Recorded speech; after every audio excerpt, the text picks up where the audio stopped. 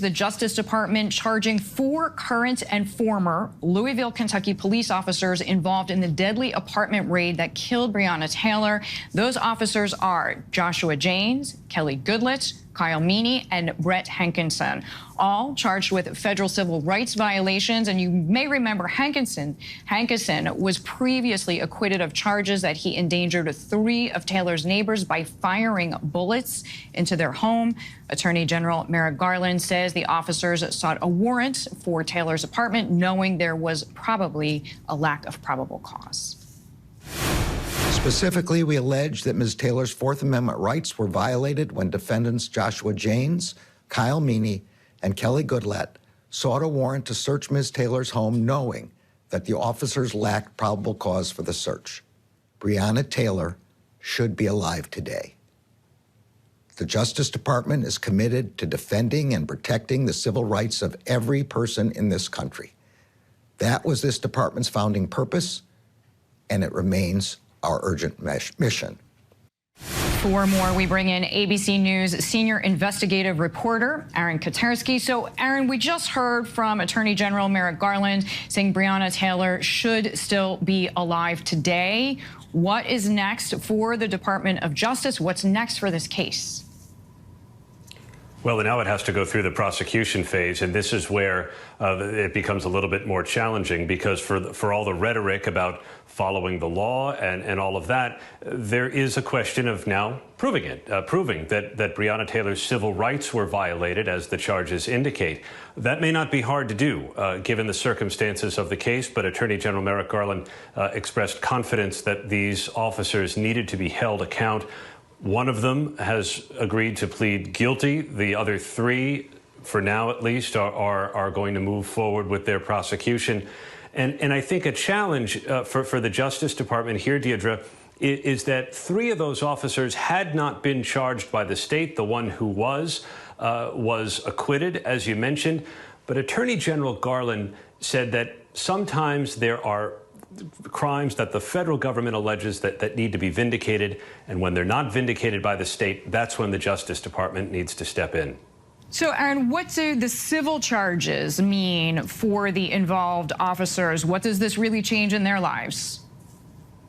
Well, it carries the possibility of prison time over this, and I think it really does lay bare what prosecutors have believed all along, and you heard Garland express with such matter-of-fact tone that Breonna Taylor should be alive, that this raid was improperly pretensed. You heard Garland say that there was no probable cause to go into her apartment in the first place. And according to the criminal charges that were laid out today, the officers kind of gathered in the basement of the building and concocted some story when it all went bad. And for that, Garland said that violated Breonna Taylor's civil rights. And in the case of Hankinson, he was the one who opened fire in an unconstitutional use of force, the indictment said, that also violated the civil rights of not only Breonna Taylor, but also her neighbors. Okay, so speaking of him, I mean, he was dismissed, right, from the department in 2020, was acquitted by a jury of state charges of endangerment earlier this year in Louisville. How do these federal charges differ from the state charges? Well, it's clearly a different things that the government is now going to have to prove, and in some ways they don't necessarily need to prove every single fact of the case. They need to prove how his discharge of the firearm ended up violating the civil rights, because again it was improperly predicated, and it could get a little bit confusing for a jury perhaps, but clearly the Justice Department thinks it's worth it, because he fired 10 times through the window and sliding glass door into another apartment, putting other lives in danger after the officer had been fired upon by Breonna Taylor's boyfriend, thinking that there were intruders inside the apartment. And the way that this all went down was of such fault, Deirdre, that the Attorney General said, you know, all these officers need to be held to account. Indeed, indeed. And we know Breonna Taylor's family and attorney also spoke today. We have part of the comments here. Because of Breonna Taylor, we can say this is a day that black women sought equal justice in the United States of America. That's right. She's looking down from heaven today.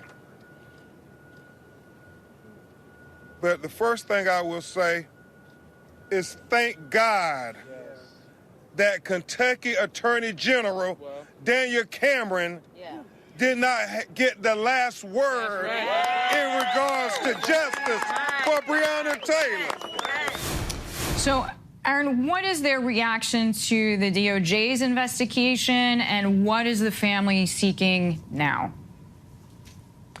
Well, I think you heard in the comments from the attorney Ben Crump that the family believed the state declining to charge 3 of the officers was a miscarriage of justice. And in a statement, the family said that this now, the federal indictment, is more in line with the justice that the family says it deserves over Breonna Taylor's death.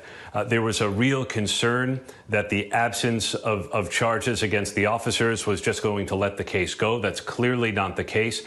And they say that one of the officers already agreeing to plead guilty should serve as a model to the others, that they can no longer hide behind what the family calls lies.